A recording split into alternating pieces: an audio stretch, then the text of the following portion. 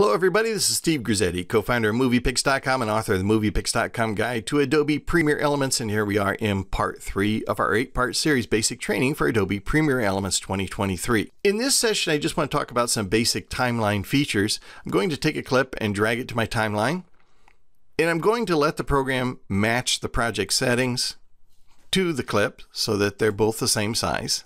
There's my video clip. We'll add a couple more clips to the timeline here to fill it out.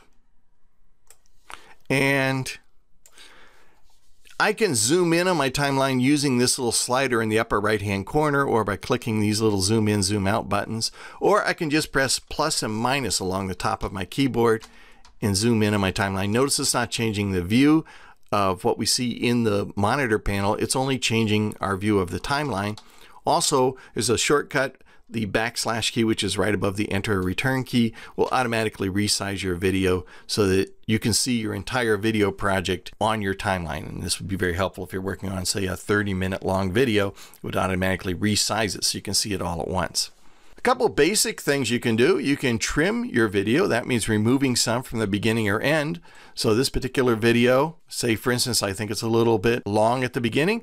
I can just hover over the beginning of the clip. You notice I get that little indicator here with its open bracket facing to the right. And if I drag in, it's going to trim off the beginning of that video. Notice that when it does, the video slides to the left to fill in the gap. That's timeline rippling, a very important concept to understand. I can also trim from the end of the video, and notice that when I do, watch what I see in my monitor. I'm going to close Project Assets here again by clicking on the tab.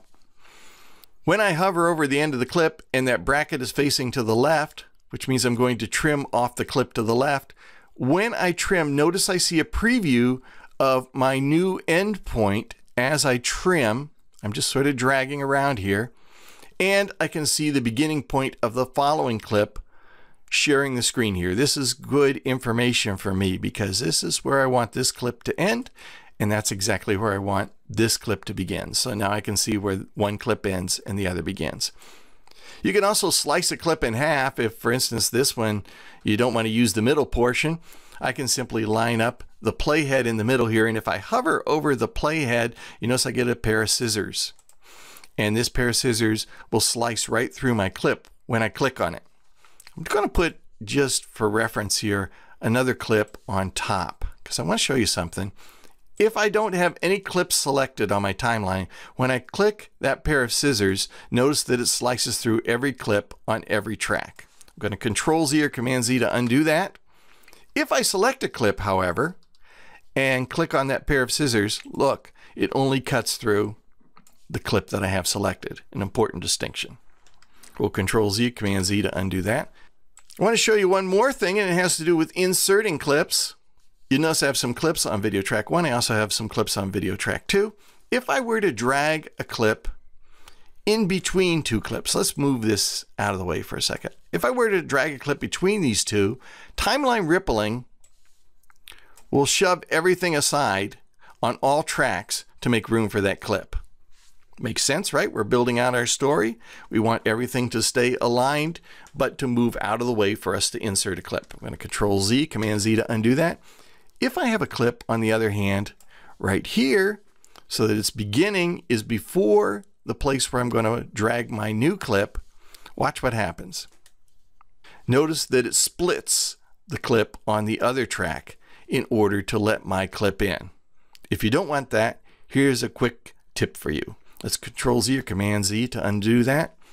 I'm going to hold down the Alt key or the Option key on my keyboard as I add this clip, and watch what happens. When I hold that down and add this clip, notice that it adds to only the track where I inserted the clip, and it does not split video or audio on any other track. That's an important feature. Hold down that Alt or Option key, and it varies the way timeline rippling works. Timeline rippling works for deleting as well as adding. So if I were to select this clip on the timeline and press the delete button, notice that all the clips to the right slide left to fill in the gap. So timeline rippling works both ways. There's some other elements to timeline rippling that are worth knowing. Control Z or Command Z to undo that. I'm not going to go into them in great detail. Just know that as you trim or as you remove video from your timeline, video from the right will move left. If you insert a clip, video from the left will move right to accommodate that insert. Understand that much, and timeline rippling will make a lot of sense to you. To override timeline rippling or to limit it to one track, hold down the Alt key or the Option key on your keyboard as you insert a clip. That's really kind of all there is to it. But once you master that, you're going to master about 90% of what it takes to work in multi-track editing here in Premiere Elements.